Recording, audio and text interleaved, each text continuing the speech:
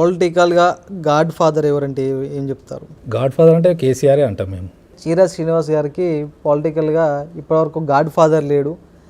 ఆ God father లేనందుకే ఆయన ఇప్పటికీ రాజకీయంగా వెనుకబడిపోయింది అనే ప్రచారం కూడా జరుగుతుంది. అట్లేం లేదు, సుధీర్ అన్న మాకు గాడ్ ఫాదర్ కిందనే కదా గురువు.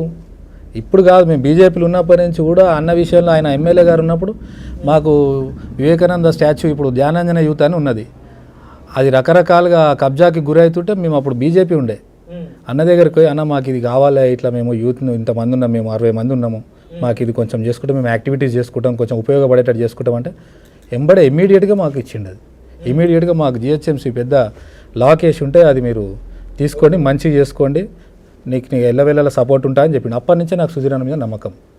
అన్యాయం మాత్రం చేయడు 100%. 100% గురువు, దాంట్లో ఎటువంటి లేదు. సుధీర్ అన్న ఇంటి విషయంలో మాకు అన్యాయం చేయడు. ఎట్లుంది సుధీర్ రెడ్డి గారితో రాజకీయ ప్రయాణం? చాలా బాగుంది. అన్నతో ఒక రోజు ఉంటే కూడా ఎన్నో నేర్చుకుంటాం.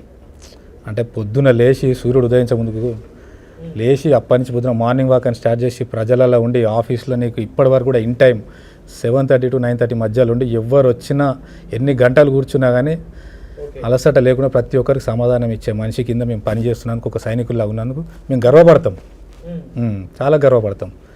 అటువంటిది ఇంకా మేము ఇంత దగ్గర ఉన్నాం కాబట్టి మాకు ఇంకా సంతోషంగా ఫీల్ అవుతాం. డివిజన్లో బీఆర్ఎస్ పార్టీ అభివృద్ధికి ఏ విధంగా మీరు కృషి చేస్తున్నారంటే ఏం చెప్తారు? పార్టీకి సంబంధించిన సంక్షేమ కార్యక్రమాలు కానీ ఇప్పుడు కాదు, నేను గత 10 సంవత్సరాలు అయింది కదా బీఆర్ఎస్లో జాయిన్ అయ్యి, అప్పటి నుంచి కూడా సంక్షేమ కార్యక్రమాలు ఏది చెప్పినా సరే, అధిష్టానం ఏది చెప్తే ప్రతి యాక్టివిటీ నేను అప్పటి నుంచి కానీ నేను ఫస్ట్ నుంచి ఇక్కడ కర్మంగడ్ ప్రాంతానికి సంబంధించి బీఆర్ఎస్లో ఫస్ట్ నేనే వచ్చిన.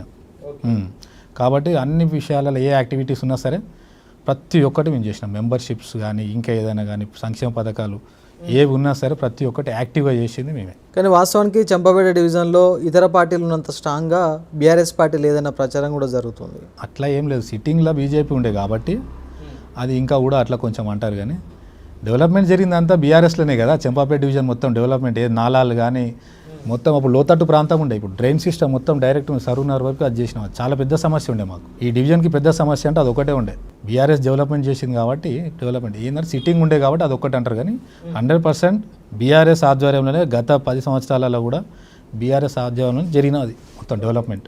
మీ